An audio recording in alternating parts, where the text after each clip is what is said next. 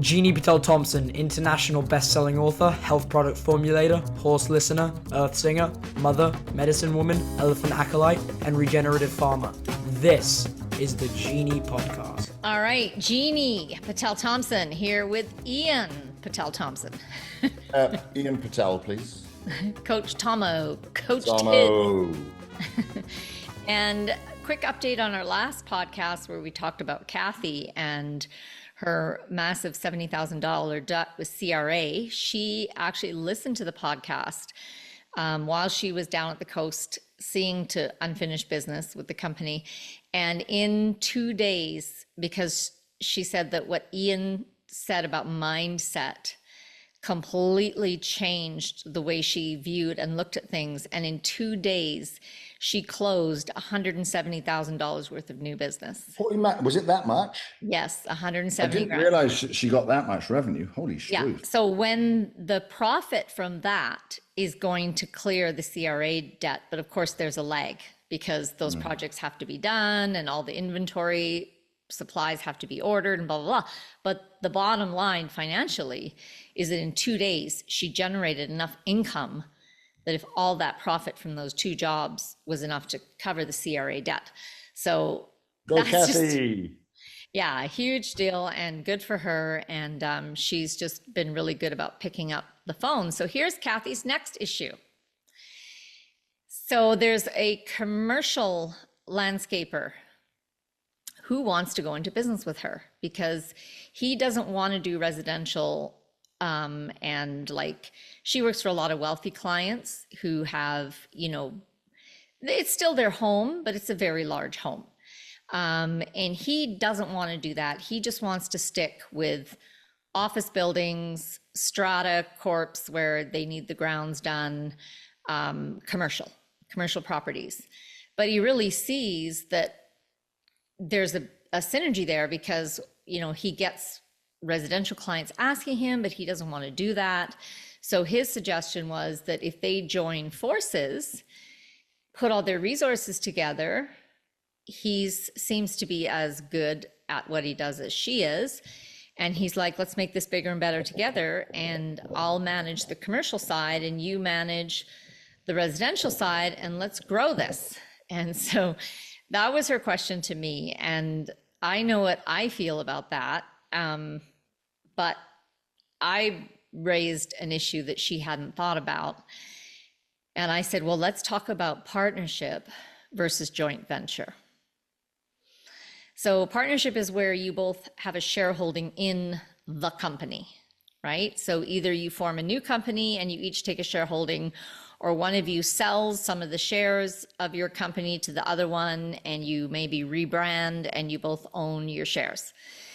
But you're married to that person. A partnership where you both own shares in the company is no less complicated and no less deep than a marriage. A joint venture, on the other hand, she retains her company, he retains his company, and they agree to collaborate.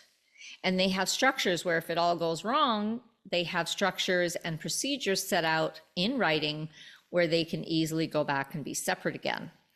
So what's your perspective on that, Ian? And what are the pros and cons of each arrangement?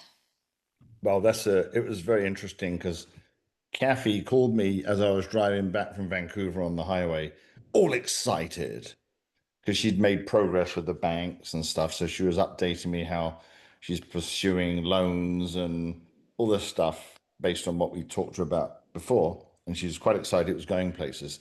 Then she got excited about the deals that Jini had just been talking about. But then even more exciting was I'm going to go into partnership with this guy and we're going to make $1 billion and it's going to be such fun. He's so different. And she's 25. She's all excited. And I just listened and I just went, slow down, Tiger. And my first question to her was, without even trying to, knock her off her perch, because she's done a great job, I said, how much money have you made with this guy so far? And she said, nothing, but and I said, right. And I explained to her, I said, look, I come from I'm sales and marketing. And for me, the bottom line is sales are the most important thing. in any business, because without sales, you don't have a business. All right. And then I also said to her, I said, look, you have to go like with this guy, something is going to go wrong, period. It doesn't matter what it is. You're going to have a default in a payment, product gets shipped is wrong, you do a bad job, you fall out because you disagree on terms, whatever it might be, something's going to come up. And you need to find out how this person is in conflict. All right. And I said, the best way to do this is that you make money, he makes money, you split it 50-50, 60-40, it doesn't matter what it is, whoever's bringing the money, you play in the first 6 months in a honeymoon in the game of making money between you both. Then you will have a fight, guaranteed, in some shape or form. And then if you get through that fight, you then know each other. And then you're probably set up to be able to say, this is going really well. Let's look at doing something a little bit more deeper in terms of how we operate. And that's kind of where I came from. And it did take the wind out of her sails because she was quite excited, I have to say, Jini. And I didn't explain to her that I've had 2 or 3 partnerships. And again, they haven't ended well. They just haven't. It's just reality of human beings, all right? And and if you have a partnership that lasts 20, 30, 40 years, man, you've been amazing, because look how hard it is in marriage now to last 20, 30, 40 years, right? And partnerships in business are much easier to get out of than divorce, because you basically say, I'm out of here, buy me out, you buy me out, done. All right. There's no children, there's none of all that stuff. It really is literally black or white. Um, and people change and circumstances change and financial circumstances change and the market changes. So, I know I'm going on a bit here, but I basically said to Kathy, I said, slow down, Tiger, do some business together and then revisit it. And that was it. It was simple advice. And I've always found that in advice as well, financial, business, whatever. Keep things simple. And that was it. And that's where we ended up. So I don't know where she's at right now, because I think Well, she's for me, I have, including my partnership with you, Ian, I've had 5 partnerships. And of those 5, yours and mine is the only one that has been long-term successful. why? Let's answer that one later. Let's answer that one later. Yeah. My very first partnership with a gal that we went to university together, we had a photography business, and then we went to Tokyo, and then we went to London. So that partnership lasted a good 4 years, maybe close on to 5. It worked really well because we had really defined roles, which is what you and I have as well. We have super defined roles of, I do this in the business and you do this. And I don't play in your sandbox and you don't play in my sandbox. And to do that, you have to have, first of all, 100% trust in each other.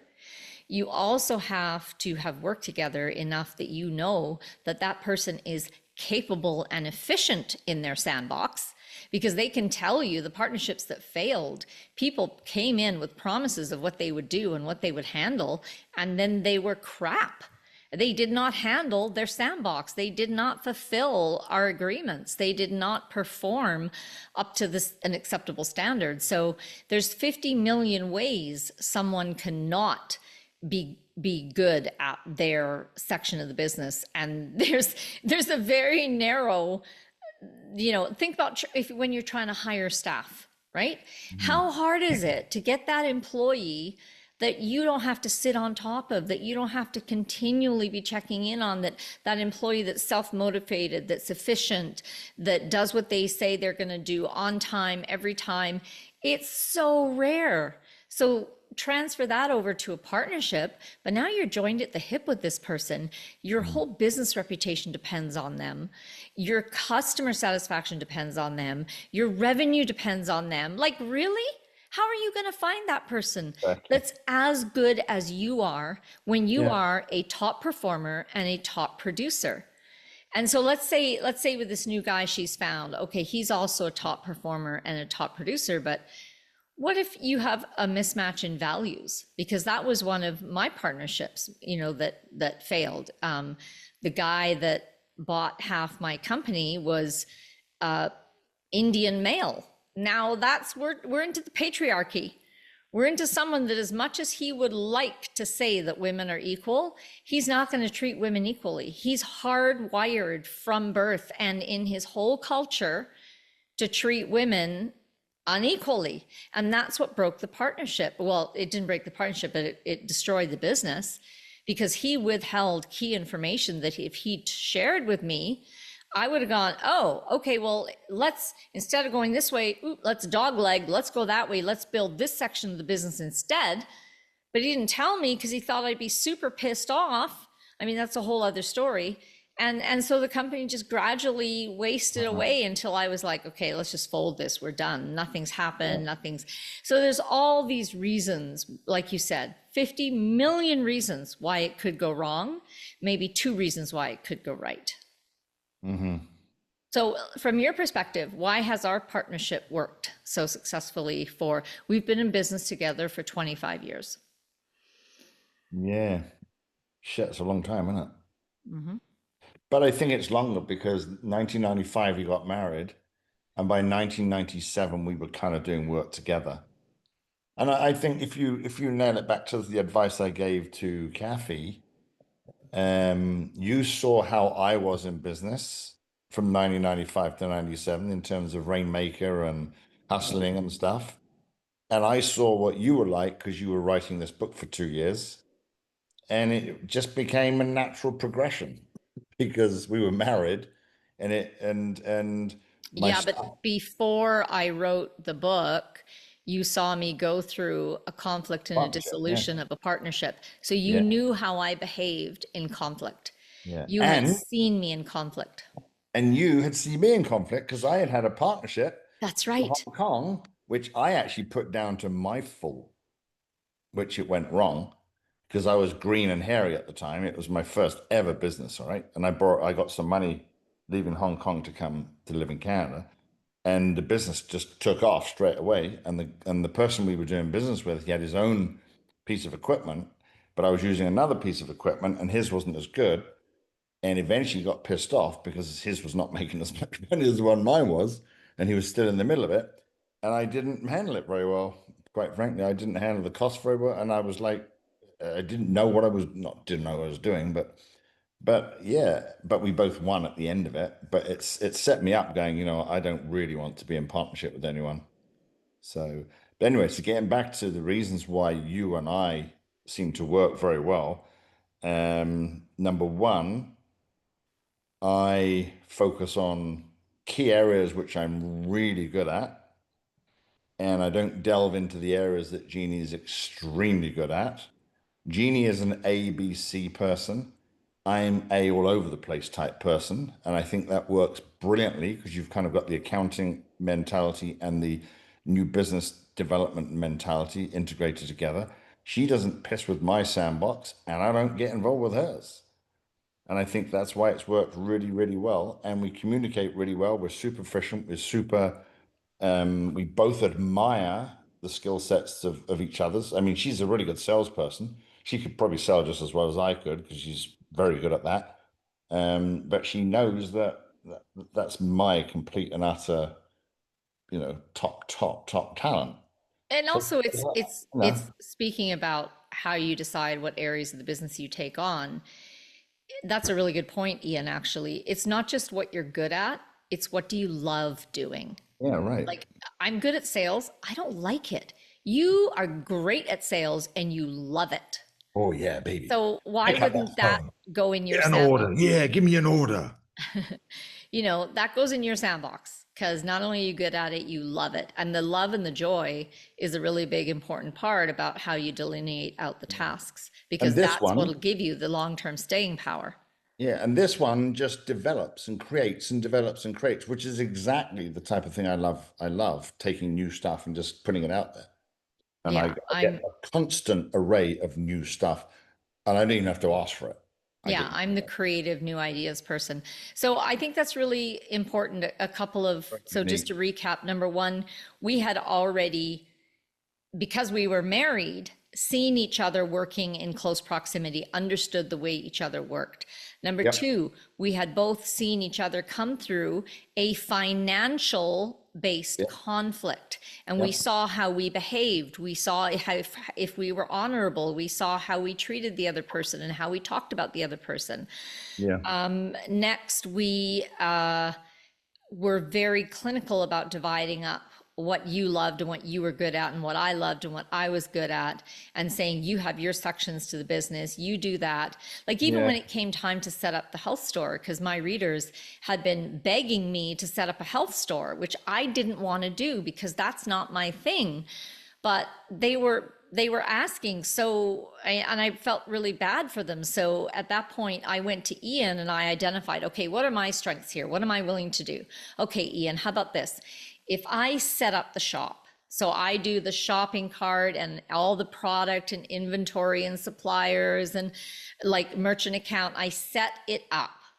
Will you run it? Because that's the part that I was like, this, I'll die a slow death if I'm running a retail store. Like, I just don't want to handle that ongoing back end, like inventory, order fulfillment, customer service. Like, just kill me now. It's just Groundhog Day. I'm going to add a very interesting point here because this is something I haven't mentioned to Kathy, and I think everybody out there might want to consider this too. By the time I was not ready to go into business with Jini, it became a natural progression. And then there was an energetic, universal drive for me to do something more meaningful with the skill sets that I had put together over the last 25, 30 years of my life. And I had run an ad agency. I'd been making money for other people all my life. And then when Jeannie wrote this book about the healing of her healing journey, um, it just seemed like, and we had our first child, it seemed like the next natural progression would be to step in and finally make money selling my and her own stuff rather than other people's. So there was a natural progression for that, a universal kind of timing as well, which I was 100% ready for. And over the last 25 years, nothing has given me great pleasure than reading every single email that comes in every day from our customers saying, Jeannie's healed me. There's three today, Jeannie, you should read. They're unbelievable. You should read them today, right? Um, and that gives me purpose, right? So partnership is exciting, but it has to give you the purpose and it has to give you the vision and the meaning as to why you're freaking doing it, right? So, for example, let's take Kathy, for example. She does this, she has her business and she's really good at it. I said, if you find this partner and you make money together and then you do collaborate in a year with shares or whatever, provided you're still doing what you love doing, and he's going to accelerate that for you to more people, then the purpose of that is really good. The meaning of that is really good. It's in conjunction with your higher self of what you're supposed to be doing to help people in the gardens or whatever that business is, right? So don't discount that part of it because it's critical for keeping things going really, really well, because you can always come back to it if things aren't doing so well. You can, like today, not having a great day today. And then I read those three emails. It's like, whoa, fuck, I know why I'm doing this stuff, all right? Because there's still people out there we're touching every single day, and it's meaningful. And Okay, so let's get back into Kathy's situation. She's a residential landscaper. This other guy, let's call him Dennis, is a commercial landscaper. Dennis, Let's talk about what a joint venture between Dennis and Kathy's companies could look like and why that would even be beneficial for either of them. Like, how would you structure that JV? I don't know what old Dennis does, all right? I don't know too much He about does his commercial landscape. So for commercial like landscaping. All right. townhome and condo complexes, apartment complexes, he would take care of the landscaping and the common grounds, right? Oh, okay. For So he would then offices, pull her in to do all the work. no, he has his own crews. They do that work. For offices, he does the landscaping outside and around the building.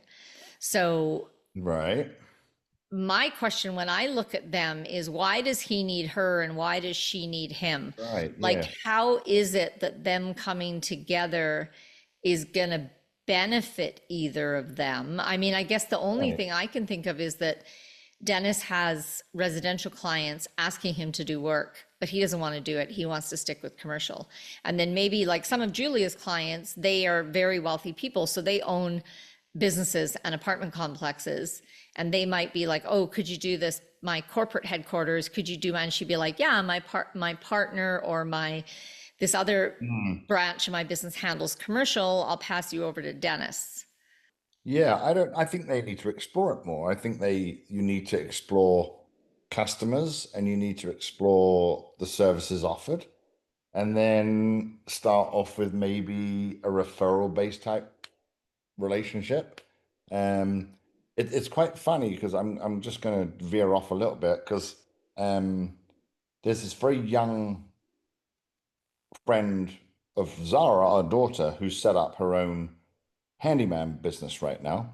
So I picked up the phone to Julia before she told me this partnership thing and said, look, you're young, she's young. Why don't you just collaborate together? When she's going to customers' houses fixing bathrooms, just say, oh, by the way, there's a good company that can do your garden. And similarly, Kathy, when you go to a customer, you've done the swimming pool, just tell them, oh, I got someone who can do your windows for you type thing, right? Or you have a little questionnaire in an email. And then you could both make money off each other, but you don't make money from affiliating. You just pass customers over, right?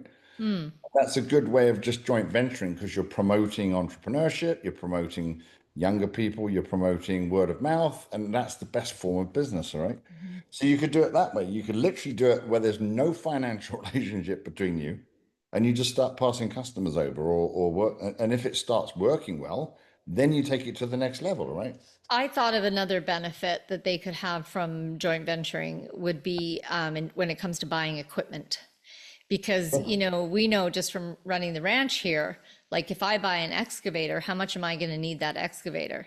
But if I had an excavator and five other people had access to that excavator, we collaborated on it, and each of us gets to use it when we need it, that hugely reduces the cost and impact of investing in the excavator.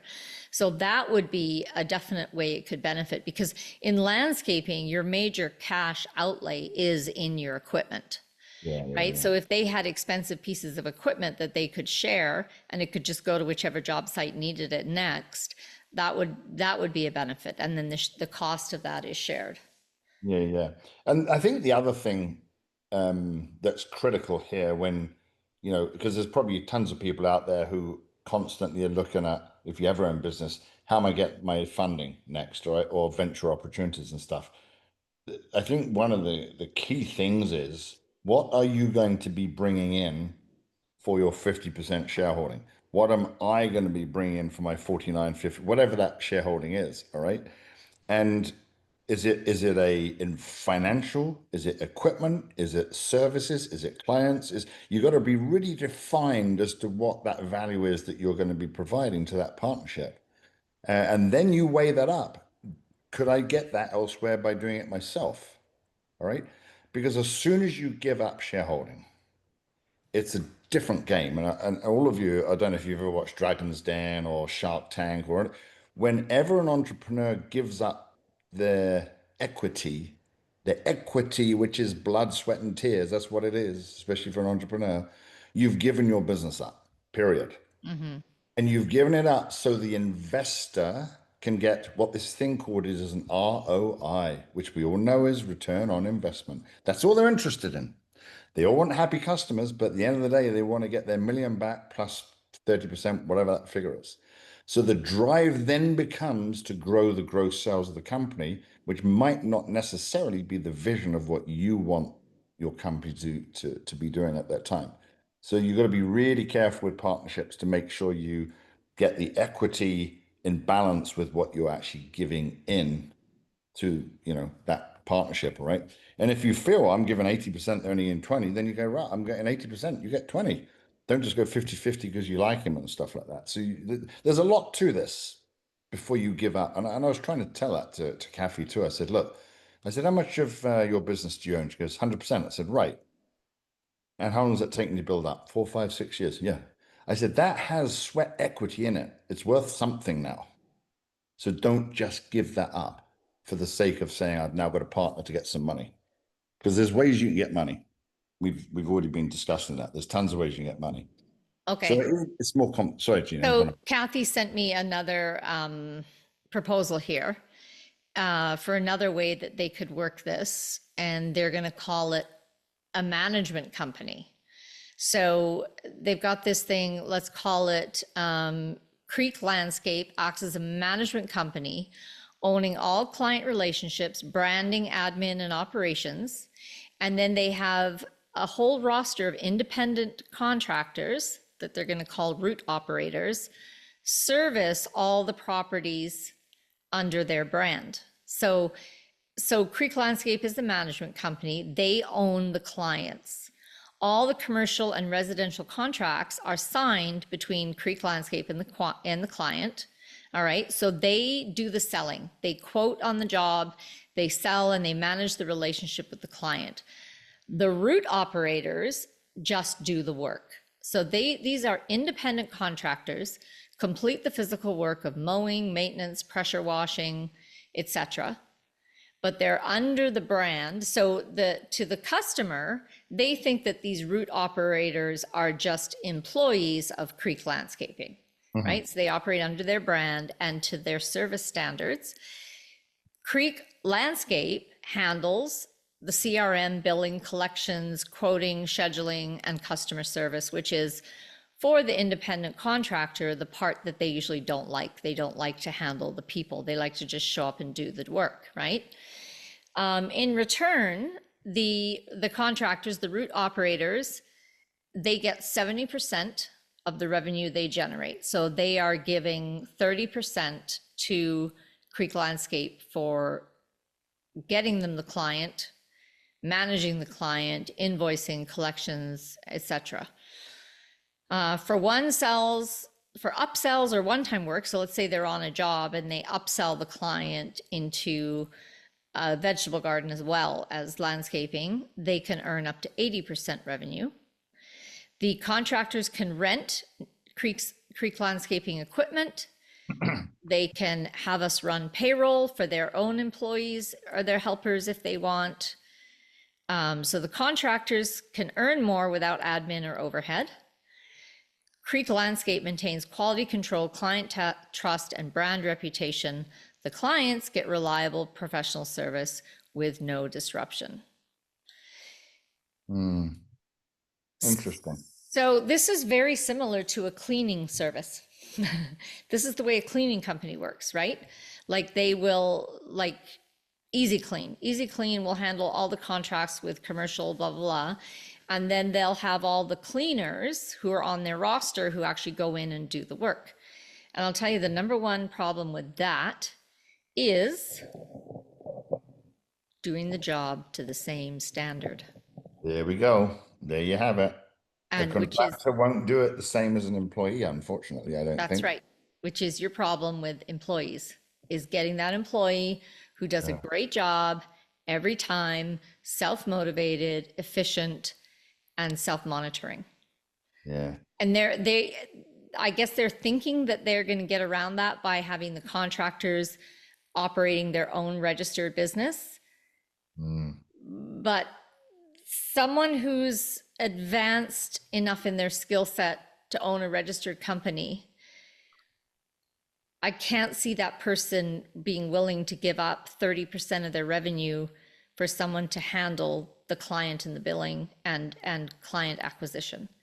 The big question you need to ask Kathy here, because Kathy owns a company that provides those services to customers, and she owns the customer right now. So the big question is, Kathy, that big contract you got for 180 grand, would you give up 30% of your revenue to some other bugger to manage it while you just go in there and do the work? But no, because Kathy got that client. But see, what they're saying is, well, if you get the client, you get 80%. Would she give up 20% of her revenue to get rid of invoicing, I mean, you're still going to have to manage the client because if you're there on site, the client comes out, they're talking to you. There's not a lot of client management that's going to go Yeah. on. And also, I see a huge brand problem here as well. Because, like you said, when you're outsourcing to a contractor and they mess up, your brand goes down the toilet, right? But Yep. if you're managing your portfolio of contractors under your umbrella, you have SOPs and you put in quality control measures. And so I don't know if this would work. I mean, maybe it does, but there's a lot of questions to the business model. So I would question Kathy to ask those questions on the business model before she even goes anywhere near some sort of partnership, in my opinion. Because she Hmm. might think, well, I can make our business just as big by doing it on my own. You know, right? Why do I need someone else? Or is this another way that she wants to get involved with accelerating the growth of not just running a service company? She becomes part of a management company, right? So these are all questions Kathy Yeah, has to but go but through then there's herself. the question to her, do you really want to spend your whole day doing That's it. invoicing and payroll No. and She being loves on the phone, hands and being on the plants. phone with people who are pissed off or have issues? Like, really, is that your idea of a good Yeah. day? Like, oh, what did you say? I spent 8 hours invoicing and billing. Yeah. Really? My phone call with Kathy, she was in the freaking plant shop and I was talking to her and she's talking to the plant lady while she's talking to me. Yeah. And I wasn't offended. I thought it's hysterical because I was asking her stupid questions to try and put her off when she was trying to pay for the plants. But the bottom line is that was her joy juice. Yeah. She was so happy picking all these plants. I'm getting all these plants. You could just feel it, right? Yeah. It's who she is and what she wants to be. Like Jeannie, her joy juice is sitting there writing books and healing people. My joy juice is picking the freaking phone up. It doesn't matter, whatever. So she's in her space. I don't think, as Jeannie pointed out, that she's thinking through what her day is going to look like because I think she's still got a lot more plants to be planted in the Yeah, next. because what they say, we handle the back end. CRM, which is customer response management, billing, collections, quoting on jobs, scheduling, and customer service. So basically, you've taken yourself out as Mm, a creative planner of these projects. You've taken yourself out as someone who shows up on site or like goes to the plant shop and purchases plants. You've turned yourself into an office worker yeah. and you're taking, in my opinion, like everything that they've listed that they're going to do, I would outsource. And in I our company, it is outsourced. yeah. Like we Yeah. have 5 customer service people that, and I'm only tagged if they can't answer the question, if it's something they can't handle. Otherwise, that's outsourced. Our invoicing, we have someone who does that. Our collections are not a problem because everything's pretty tickety boo on that. Our accounting, everything else is outsourced. So why would Yeah. you want to take what I consider to be lower, shittier tasks? Like, come on, what would be better for you to go out and pitch a new business to a client and plan their edible landscape garden versus sitting in an office handling the invoicing and collections and like what? How is that an Yeah. improvement for you and your business? Yeah. And you see, this is why entrepreneurship and idea generation and brainstorming and creation of the next steps, I find fabulous. I love it, right? And anyone listening now to this will probably have an opinion as to what would be a good way to go. Because there's no right or wrong way to set these type of things up, all right? But all you can do is gain knowledge and experience by talking to other people who may or may not have done things like this, and then follow your own gut guidance and your universal passion and mission, and then jump into it, right?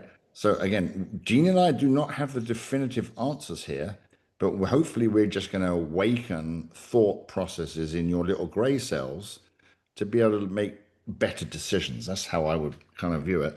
And if you look at Kathy's situation, so she owns a contracting company.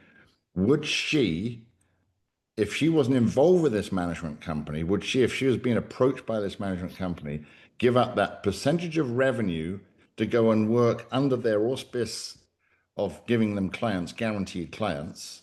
All right. So she doesn't have to worry about getting the customer. But those customers don't belong to her, they belong to the management company. All right. And that's the question she has to answer, I think. Yeah. And And make also what's in it, like again, the type of person and personality who would have a registered landscaping business, they're registered. yeah, So right there, we're talking, this person is not in employee mindset. This person is in business owner mindset. right. Otherwise, they wouldn't have registered their company. Are they going to be willing? Are they going to see that as a benefit to never own their customer, to not have the relationship directly, that they could just be fired in a second and they have no client list because they're Yeah. all I wouldn't do it in a heartbeat, right? management's clients, and giving up 30% of the revenue for that? How is that a win for the contracting business? Yeah, I'll throw something else in here. The main reason we met Kathy was that she was working next door at our old house. And I went up to her and said, "Do you want to come do my garden, Gil?" And she said, "Sure, man." So she came and had a look, and then she became our gardener. And she was our best gardener and landscaper, and. And the good thing is we had conflict with her. So can you imagine if we'd had conflict with the contractor? I then have to go and deal with some idiot who's sitting on the telephone who has no idea of the problem that I'm going through, who's then instructing her to go back in to sort it out. And I'm going, well, I want to deal with you. I don't want to deal with the freaking management company because they're not here. What about you? You sort this out, right?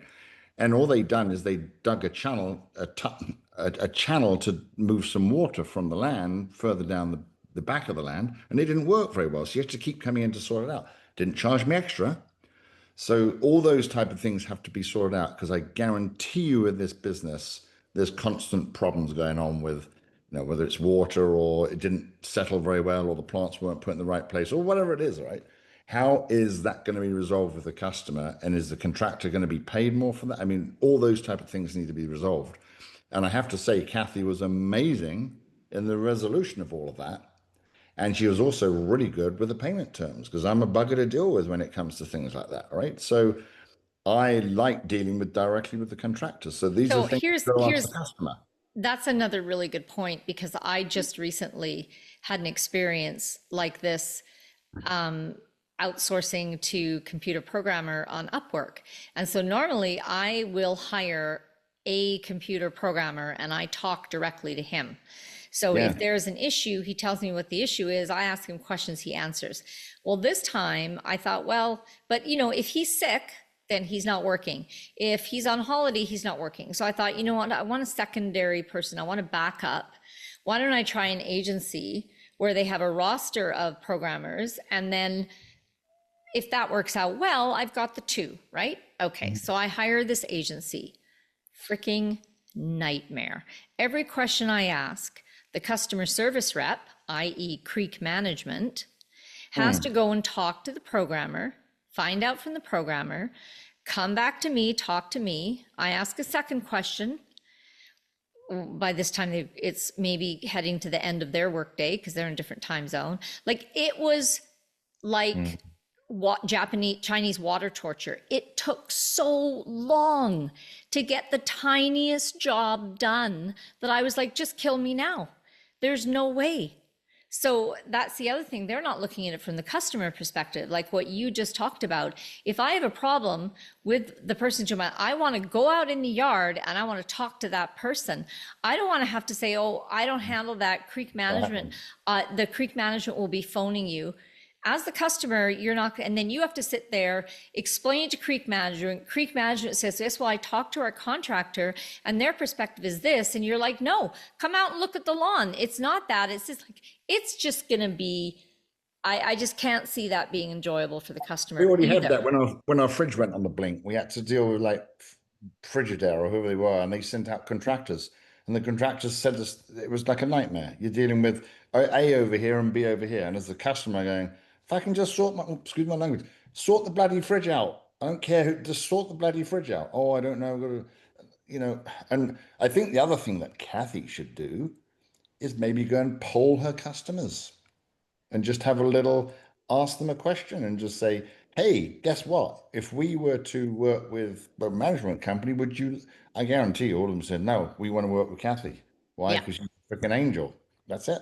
100%, So 100%. she has to think about this very carefully, positioning of her own company and what it stands, where she wants it to go, how she wants it to grow, because the joy of tons of money can sometimes get in the way of really the day to day, what really excites you, right? But would it, because that was, I was going to move us to that place exactly. What Is this place? about tons of money, or like, let's look at what might be the drivers between Mhm. Dennis and Kathy wanting to do a joint venture, a partnership, or this management model. Like, what would be the motivation for them to do that? I think, first of all, as a solopreneur, you get to a point where you're like, wow, it would be really nice to have some help. You Yeah, know, right. emotionally, it's nice to work with someone. So like, and that's been again the strength of one of our partnership. You and I, we have 3 to 4 hour breakfasts where we just brainstorm and we go through everything, we problem solve, and it's wildly creative and it's really satisfying. So Yeah. right now, Dennis and Kathy don't have that No. partner feeling, this person's on my side, this person's got my back, this person's heading the same direction we both want the same things, Yeah. and that juice, that creative synergy that happens. So I think that's one of the reasons that they're both looking for to do Yeah. something like But there's this. opportunity there for sure. And I think the second reason is that they do both have a belief that if they work together, they can generate more money than they each could independently. Yeah. Okay. So So here's an idea for Kathy then, given what you just said. She keeps Kathy's current landscaping business separate and she goes in and tries working for X management company. But my company doesn't become part of it. I still do my own thing with it and I watch yeah, how the but then thing works. Kathy's going to have to be one of the contractors under Creek Management, giving up 30% of her Well, but revenue. that's what I mean. She says I'm not going to do that. I want to watch how this model works before I put my thing into it. If the model works really well and it's growing and I'm making more money, then sure, I don't mind doing that. But this way, she keeps her 100% shareholding of the business separate. She tests the new model to see if it works. Meantime, she still keeps all of her clients. Well, And there's, I think the proposal here is that Kathy and Dennis form a third company called Creek Management, yes, and they're partners in that. And then they've that's the not made management. $1 of revenue between them either, working with each other. Yeah, Doesn't make sense to me. and then, but then then each of them puts their business as an independent contractor under the Creek Management brand, you're still going to have all the same problems we just discussed. What she So, should do, yeah. okay, so what she should do, Dennis keeps management company, Kathy keeps contracting company. They have an agreement that Kathy's company then starts trying some of the clients that management company offers, but keeps her clients happy. So these are all new customers that Kathy does. If it starts working well and they start making more money, Kathy has the option to become part of management company, and that way they can test it. Because Kathy can say, "No, I don't like this model at all. It's not going to work. I much prefer doing plants than invoices." But until they test what the model is going to be doing, but it's a gentle process, all right? And they're both working together now. There's money coming in, and she's working under this model of 30%. She goes, "Shit, I don't really like this model. This is controlling. I don't like this. I like to be with my clients, standing there by the swimming pool and saying, you need rhododendrons over there, and you need a nice little light and a thing over there, and the Well, I client, think great idea." the other sell of this management model is that Creek Landscape procures the clients, which Right. is maybe the thing that a lot of contractors don't like to do, right? Like most people don't like to sell. So they're like, we'll do the selling, we'll get you the clients, and then we'll manage the relationship, we'll invoice and collect. And so you just show up and do what you love, which is landscaping, Yeah. And let me right? tell you, Which sounds great in it's theory. not. It's Fanny. Fanny for Neckerman. One of the first things Jeannie and I did for our business, when we launched one stupid, I wasn't say stupid book, I didn't mean it like that, but one solitary book valued at $24.95, put into a US warehouse where we were going to make absolutely Jack Daniel revenue in terms of sales, like 150 books. We were basically making $3 grand a month. You can't live on that, all right? Well, you could do in those days. And it was not sustainable because it's a one book purchase. But all we did, we collected every single name and freaking address of that book, which is why we did not go to a book publisher, because you don't get the names of your customers. So when we launched our product business, we had a list of nearly 6,000 people in a spreadsheet, which we were then able to email and said, guess what? Jini's now got a health store, and everybody flocked to it. Why? Because we own the customer. And to this day, our whole business has been built on the fact that we go one-to-one with our customer, which is why we've stayed away from doing Amazon, because Amazon don't let you get your customer. We use Amazon Marketplace, but we try not to give them the FBA stuff, right? Where we don't have the customer's name. Because if you own your customer, you can build a brilliant relationship with them. And that's fundamental of any business, right? And that's what will keep you going forever. Sorry, Jeannie, I had to add that story in there. Yeah, but the contractors that they're looking at probably are not aware of that, and probably don't, we're going to assume, don't understand the value of owning the client. So they're happy to have Creek Landscape own the client, unless they're not. Like, and that's what you said, like, ask Kathy herself, would you put all your clients into Creek Landscape, and would you give away 30% of your revenue just to have someone handle your paperwork and your customer service, And when would you? the customer is going to want to come outside the door and talk to you anyway? So you're probably not going to be getting rid of your customer service, because if they come outside and talk to you, you're going to talk to them. So now you're giving away 30% of your revenue for what? For invoicing? Yeah, right. For And billing? then go tell your customers, Kathy, that they now have to deal with someone over the phone and not Yeah. you if you want to Yes. book a patio or a new frickin' bunch of plants or whatever. Yes. You don't That's, get to I make think, that decision even, anymore. I think that's an excellent thing. Go and say to your Don't ask your customers, customers, right? I'm thinking of doing this. Would you be happy to work this way? But they might kind of go, well, I guess if I can still have the, and then they actually do it. And that's when she's going to hear from her customers, I don't like this way of doing it. I just talk to you? That's what's going to happen. I guarantee it. Yeah. Absolutely guarantee But I it. can see that potential new customers that she could service, I can see the value in that. Yeah, Because these new customers don't know any different. But the true. existing list that she has, which is a sweat equity of the last 5, 6 years, and she's just got a contract for 180 grand. Did I that can come also from? see this model working better for Dennis's business, Yes, because he 100%. has commercial Absolutely. business clients who there's usually some, caretaker on site who manages the landscape. Like, there's not that, they don't care. I No. can see this working really well for commercial contracts. I don't see it working well for residential contracts. A lot of this is dependent on what Kathy wants to be doing in the next 5 years, 10 years, 15 years, 20 years. And this has all been highlighted because of this financial issue that's cropped up. All right. Yeah. And it said, I need to get more money. All right. But there's tons of ways to make money. And it's always nice to, I mean, here's the old question, the adage, right? Do you want 2% of a billion or 100% of a million?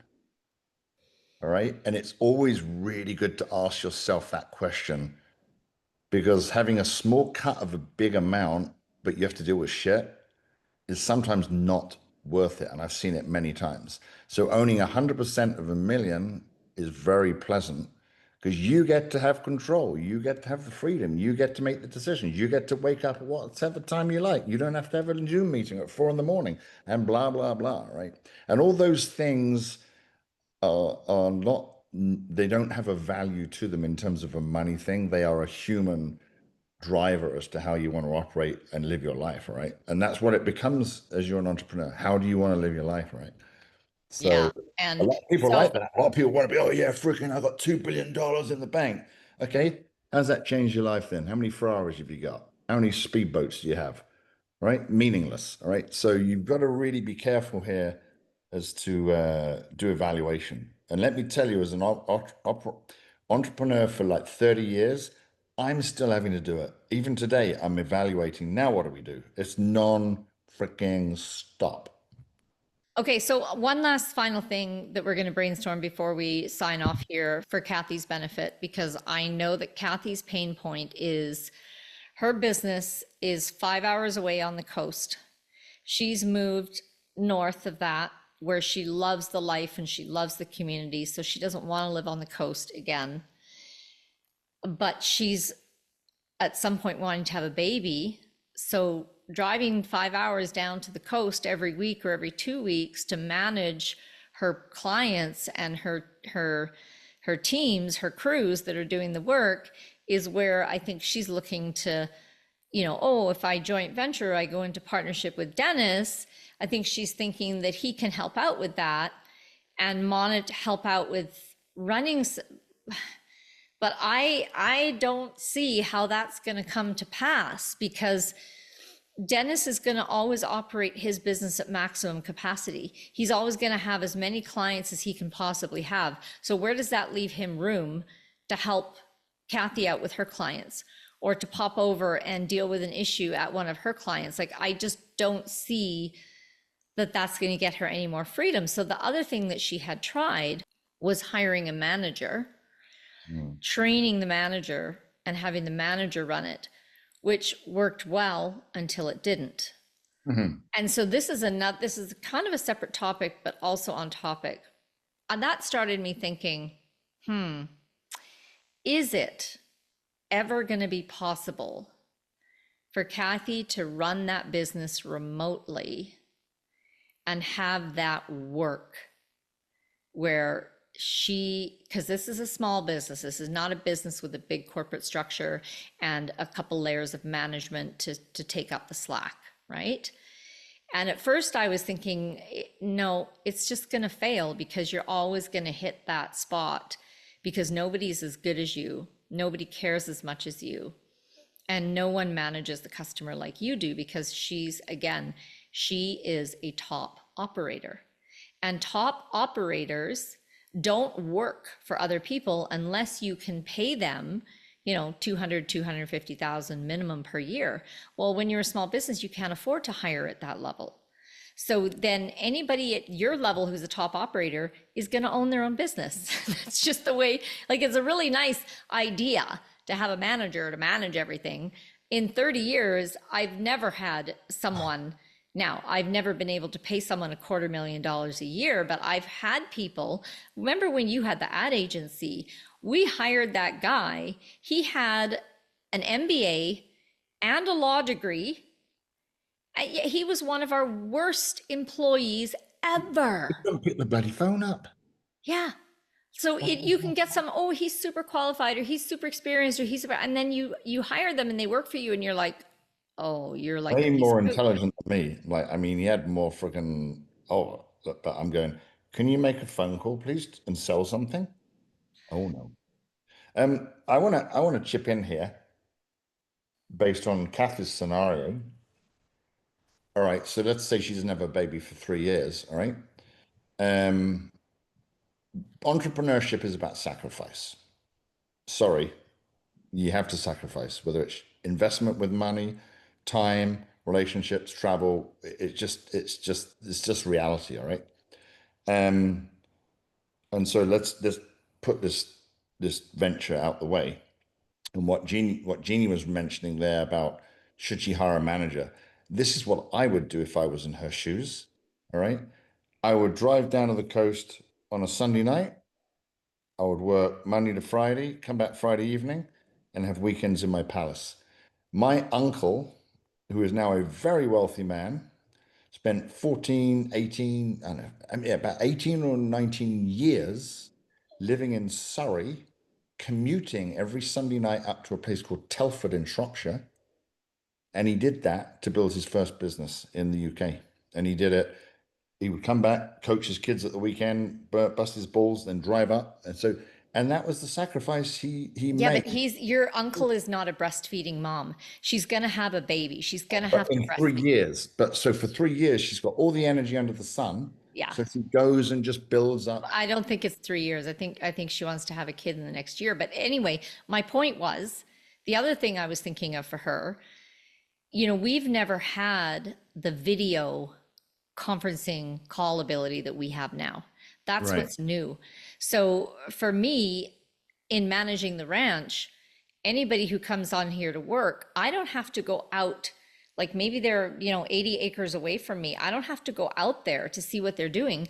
I call them on a video call, either on Telegram or FaceTime, and I go, show me what you're doing. And they put the camera so they can show me, and then I coach them. I go, oh, nope, sorry, that's a misunderstanding. I didn't want it to go there. I want it to go here. I want to, okay, now show me this. They show me, okay, that looks awesome. Can you do this? Like I can manage that. What difference does it make whether I'm 80 acres away or I'm 5 hours drive away? I am managing that worker the same way using video calls. Yeah. Yeah. And that's what I was saying to her. Like, I don't see why that wouldn't work now. It just means that you have to stay on top of your workers. You have to have those regular video calls with them, keep them on track. And then, so the only times you physically have to go down, if things are going well with your client, you don't have to physically go see the client. You can just pick up the phone to the client. Say, hey, I've been talking to, Amanda, who's been working on your project. She says everything's going great. We're happy with this. We're on schedule for this. Just want to check in with you. Anything else you need or anything you're not happy with? No? Okay, great. I'll be seeing you probably in about 3 weeks' time when we're nearing completion, and I'll keep you posted along the way. Done. Yeah. Yeah. So, okay, this is good because now we have more context, which I didn't know before. So Kathy's going to have a baby in 2 years or wants to have a child in 2-3 years, right? She's got this possibility of going into business with something which will provide her with an income for more customers, which is a good model based on what old Den Boy has proposed to her. She sees a good opportunity here. So she now has to make a decision personally, because obviously the personal baby stuff coming up, with what she does with her current landscaping business and her existing customers in plugging it into this new possible venture. So now would be a good opportunity for her to try the venture out where she takes on some of these customers. All right. If it works, then in 1 or 2 years' time, she can get involved with all the higher level stuff and then she can have a baby. And then she's got more income coming in from different customers and stuff. And she's tried that working with Dennis. So there's kind of like a nice little progression plan, right? But again, we still got to decide if she still likes doing plants and swimming pools. Yeah, she's got to map out what parts of the business she doesn't want to outsource and give away. But I want to just talk a little bit more about the baby thing because as someone who breastfed 3 children for 5 years, if she and Kathy's very physically strong and robust. So as long as she gets a baby who sleeps a decent amount of time, she can easily, so I would invite her to rethink how she's thinking about a baby even, right? So she could, instead of driving down to the coast, she flies down with the baby. It's a 1-hour flight. She arrives, she rents a car, and that's a cost of doing business. So she rents a car for the few days that she's there. She has her mom who takes care of baby. She learns how to pump breast milk. And also because of her business, which is landscaping, no client is going to be upset if she turns up with her baby strapped to her chest and baby can breastfeed, inside the sling while they're having a talk. Like she has a lot of leeway because it's not an office job in a corporate environment. So, she can flex between pumping milk and having her mom take care of the baby, taking the baby with her. The thing she cuts out is the driving, because if you don't get enough sleep with an infant, you don't want to be driving 5 hours, but you can easily fly, and to just go really outside the box in terms of, instead of saying, once I have a baby, I can't leave home, to go, yes, I can. I just have to change the way I do it. And I have to have more support systems for myself, and I have to get more efficient. Yeah. And you can even put the baby to work at age 2 in the garden, right? Picking the daisies out or something like that, right? Because they don't have to have a diaper on as well. You can just leave them in the dark grass. They save on costs as well with diapers. That'll be awesome. Okay, so I think we've covered a whole bunch of things here. Uh, Jini, for sorry. Kathy rings you tomorrow, asks you what you think she should do. What will you say after us brainstorming this? I would say that my intuition is that her strongest motivators are to have someone else involved for support, brainstorming. Um, it's just more fun when there's two people. And then her second main motivator is her concern about running and managing the business when she can't be there as much and she Mm-hmm. wants to be more grounded at home. Mm-hmm. However, based on my experience of, 5 partnerships, I would say exactly what you told her, which is work with this guy informally to start with Somehow. Yeah. somehow. Figure out, like you said, give each other clients, Yeah. start sharing equipment, start Yeah. and you have to have an actual live felt experience of working with Dennis and him with you. And have a fight with him. Yeah, and do that until you have a fight. You need to have a serious not a little conflict. You need to have a conflict that involves money Yeah. And I and would then struck, I see would, how he yeah. behaves. Very good advice from Jeannie. My after learning more context, Auntie Kathy, this is what I would suggest. Again, I'm not you, and I'm not going to have another baby. Thank you very much indeed. I would 100% keep your current consulting company with your clients. I would venture with him and put new clients into your current setup. That would mean you're going to go down there a little bit more. Just it is what it is. You can tell Uncle Husband to come up and have breakfast with us more if he wants while you've gone. And you see how that works. All right. And then you poll your current customers and say, look, would you be interested in? And see what they Okay, say. wait. You said put your current customers, I think I didn't understand what you said there. You're saying keep your current business with your current customers, put new customers into Creek Landscape Management? No, no. Creek Landscape will put new customers into Kathy's business because I'm assuming that's what they Oh, want. I think Creek wants Kathy's customers to come under their umbrella. That's what I would say. If I was Dennis, I'd say, right, you can bring over existing customers to us straight away. That's kind of what I would think he's looking for. And then you become part of the bigger picture. That's but what you're saying don't do that, only I would put say new keep clients 100% customers and put new customers into your company and see how it rolls into Creek Management. and see how you like it. Yeah, I think that's what I said. Then poll. Did I say that? I said that. Yeah, yeah. And then poll your existing customers. Say, look, we're leaning to us. How would you feel about that? Working, that's what I would do.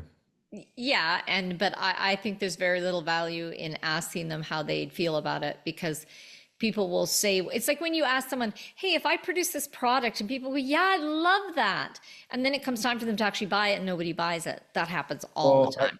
I know if Kathy came to me and we were still down in there and she says, oh, I'm going to move, I go like, but I like dealing with you.